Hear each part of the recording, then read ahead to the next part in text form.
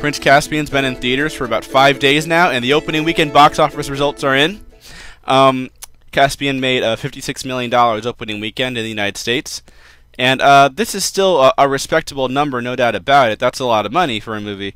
But no doubt about it, far below expectations. And I mean, for a sequel to a movie as successful as Lion, the Witch, and the Wardrobe, you would expect a lot more. I know that a couple weeks ago I predicted 55 million. That's what I voted for in the poll. And then right at the last minute I changed my prediction. Shoot, if I had just stayed with 55, I would have been so close. But yeah, definitely disappointing. Like, I think predictions were more people were expecting closer to 75 maybe, and so it's below expectations. It does make you wonder about the future of the series. I felt really confident before that they were gonna make all 7 films. After this, not so confident. I think if I had to put money on it, I would say they probably will, but it's not a sure thing anymore. I'll say that. But we'll see what happens with Don Treader, a new director, and all that, new kind of movie. But I've seen Prince Caspian twice now, and so I can start talking about, this is going to be, the fun really begins here. Because I've been talking about a lot of these issues for over a year, and now it's time to say, okay, how did it turn out? Finally we get to have some answers. A lot of questions over the past year in my videos. Now it's time for some answers. First one I want to talk about is Susan fighting. That was definitely a huge issue, from the very beginning, because Susan, of course, doesn't fight in the books. Now, let me say right now, don't even bother talking about the sexist thing. It's completely irrelevant to the conversation. It's completely out of character for Susan. In The Horse and His Boy, we actually have an example where Narnia went to war, and Susan said, "No, I'm staying behind." And Lucy went, and all the rest went, but Susan stayed behind because she just doesn't do that thing. She's the practical one. She's the planner, the thinker. She doesn't, take part in battles. That's not who she is. And so it's not about her being a girl like Lucy fighting. I'm actually kind of disappointed that we didn't see Lucy fight really in the movie. We saw her kind of draw her dagger, and she has a little scuffle with Knickerbrick, but that's it. I would have liked to have actually seen Lucy fight, because that seems very more in character for her. Even though she doesn't actually fight in the books, it seems not out of the realms of possibility, given her character, that she might. Susan, I just can't see it at all. Now, I guess I can cut the filmmakers. I've kind of said this before. I can cut the filmmakers some slack, and I can understand where they're thinking, okay, there's a battle right outside. It's hard to explain why Susan is just going to sort of sit back and watch it happen. So, if they want to have her go with the night raid and fight a little bit at the house, it's not, something I like, but I could probably let it go. The issue really became Anna Popplewell's performance towards the end, where she had this badass kind of superhero, thing going on, and if Susan did fight, that's not how she would do it. Simple as that. And so that ended up becoming the issue.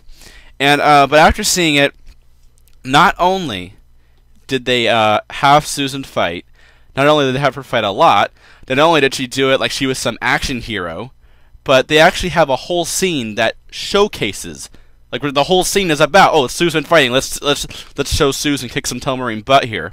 And it's a scene that takes place during the single combat, where Susan and Lucy ride off to go look for Aslan. I'm not sure exactly what they're trying to do. Just hope he'll appear, I guess.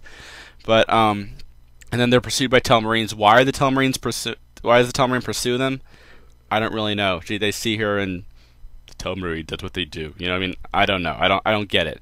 But then Susan gets off and says, "Oh, Lucy, you're going alone." Then she, it's kind of in slow motion for a while.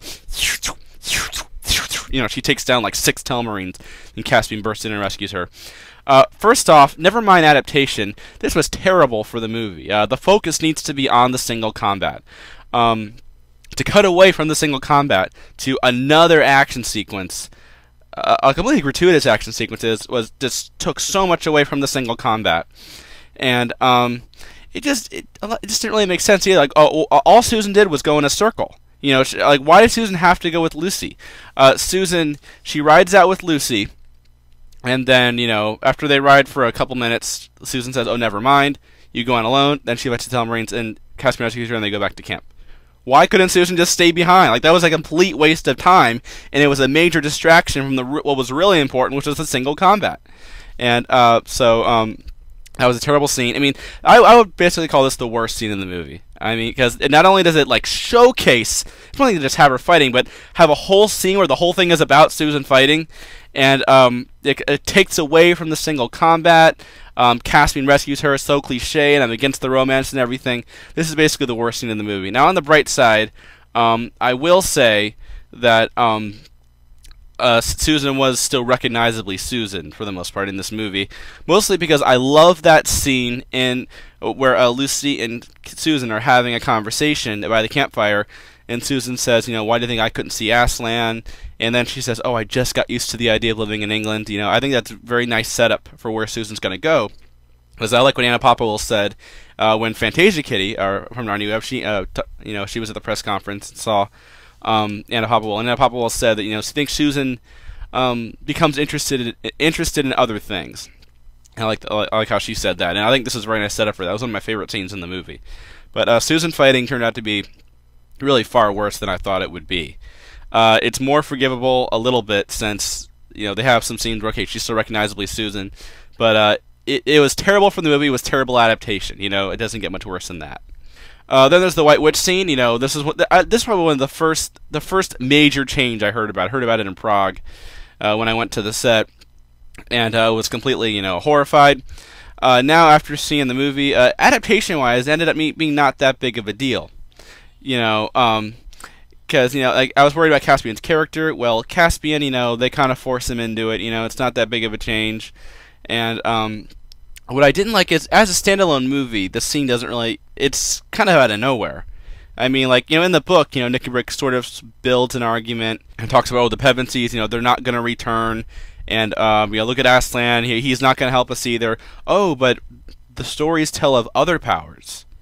The White Witch, you know, of course Caspian refuses, you know, that they never get nearly as far as they do in the movie, where they actually see the witch. But adaptation-wise, I didn't have a huge problem with this scene. I actually kind of liked it. I mean, I guess it was kind of nice to have the visual of there's the White Witch rather than say it. You know, it's a movie, so there's the visual. It was just, as a standalone movie, it was really out of nowhere.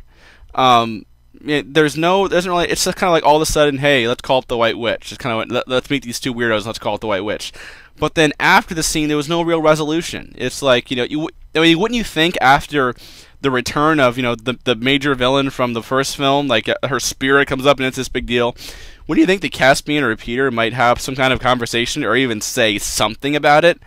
The biggest resolution we get is Edmund saying, I know, you had it sorted. I mean, think about it. If you cut this scene out of the film, you wouldn't be missing out on anything at all. You wouldn't even notice it was gone. It doesn't add anything to the movie at all. And so they really needed to add more resolution to this. They needed to spend...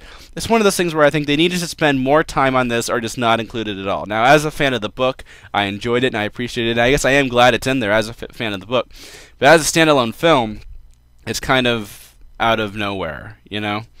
And so the issue ended up being not so much adaptation as a standalone film. It just doesn't work very well. And if they make an extended edition, that's the one thing where hopefully they'll have some resolution to that. There's a lot of areas I'd like to see extended, although I probably wouldn't like an extended edition because we know they cut out a lot of the flirting scenes with Caspian and Susan. They probably put those back in. So I don't think I would like an extended edition for that reason. But yeah, so those are two issues. I kind of have had a lot of negative things to say in this one. Overall, I do like the movie. Better than Lion, the Witch, and the Wardrobe, by the way.